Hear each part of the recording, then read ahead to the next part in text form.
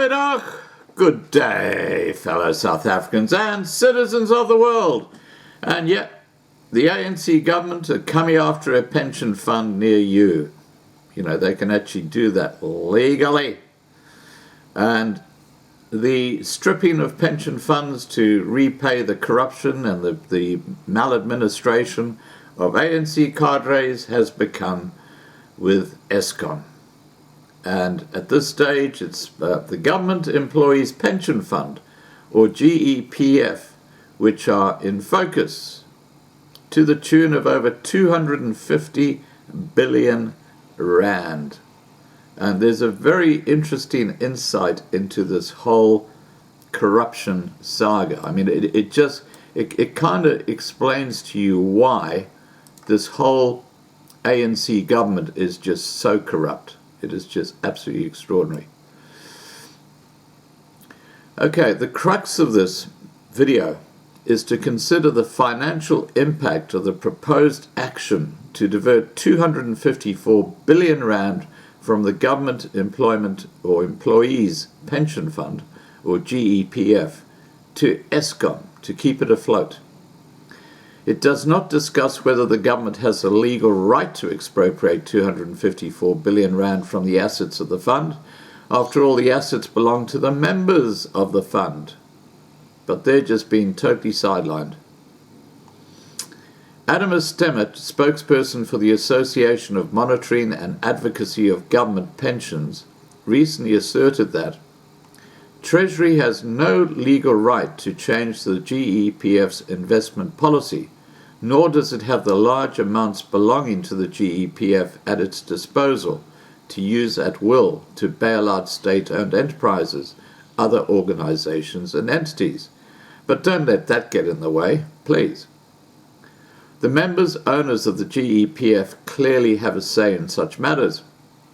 This legal right should and must at all times be protected by the GEPF Board of Trustees. That is their mandated responsibility as trustees. They must protect the fund's members, the financial stability of the fund, and also that of any other assets of the GEPF, so that they are properly and professionally managed.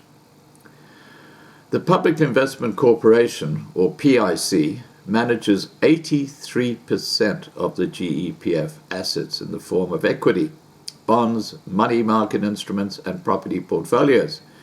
The remaining 17% is managed by 32 asset managers appointed by the GEPF. The relationship between the PIC and the GEPF is opaque, and it appears that the PIC takes the lead in making investment decisions for the GEPF. The PIC was subjected to public scrutiny when the Mpati Commission of Inquiry, set up in October 2017, delved into allegations of impropriety in making investment decisions to black ANC cadres. Why are we surprised? The Mpati report has been completed, but not yet publicly released. Why are we surprised again? Unfortunately, no one has any idea of the current value of the fund. Neither the PIC nor the GEPF provide interim financial statements. The PIC Integrated Annual Report is only published some 7 months after its 31st of March year-end, and the GEPF 2019 Integrated Annual Report was only released in December last year. By the time the 31st of March 2020 Integrated Annual Reports are published, many new investments will have been made, investments which will have compromised, and investees may have hit the wall. Neither the PIC nor the GEPF deserve any praise for their financial reporting. Not all investments are disclosed, and some of the accounting practices are questionable. For example, adding unpaid interest to the cost of a loan, giving the incorrect impression that the investment is growing. In my view, a closer look should be taken at the investment valuations. For want of a more accurate figure, it is necessary to use the fund's market value of 1.8 trillion rand as of March the 31st, 2019. An actuarial variation of the GEPF is carried out every 3 years. The most recent, performed by Alexander Forbes Financial Services as at March the 31st, 2018, indicated declining short and long-term funding levels. So they're running out of cash, even in the pension funds. Wacky-doo. The short-term funding level was only 18.3% above the target of 90%, and the minimum long-term funding level was at 24.5% below the target of 100%. Factors to take into consideration. Injecting 254 billion rand into Eskom is, in my view, neither a loan nor an investment. It is an unwarranted gift granted through gritted teeth. As Eskom is clearly insolvent, it will be unable to pay interest nor make loan repayments. Further, the GEPF will receive no right to appoint directors, no say in business decisions. ANC cadres are just going to be cleaning the trough out as soon as the money arrives. As at the 31st of March 2019, the GEPF had already invested 85 billion rand in Eskom. This is just absolutely incredible. It's called black privilege at the highest levels. The GEPF also holds 23 billion rand in the South African National Roads Agency, 21 billion rand in Transnet, 12.6 billion in the Development Bank of South Africa, and 6.9 billion in the Trans-Caledon Tunnel Authority. How can government provide assurance to the GEPF that these bonds are guaranteed? Will the GEPF eventually lose that money as well?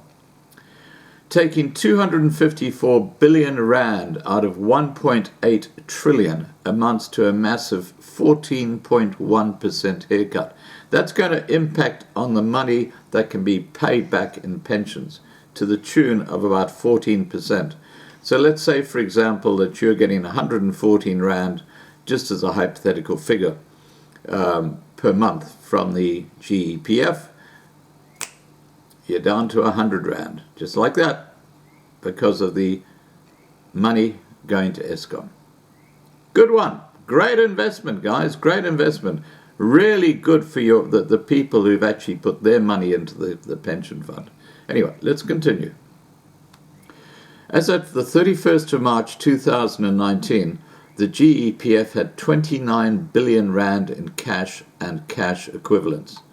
It will thus have to sell some good assets to provide the cash to Eskom.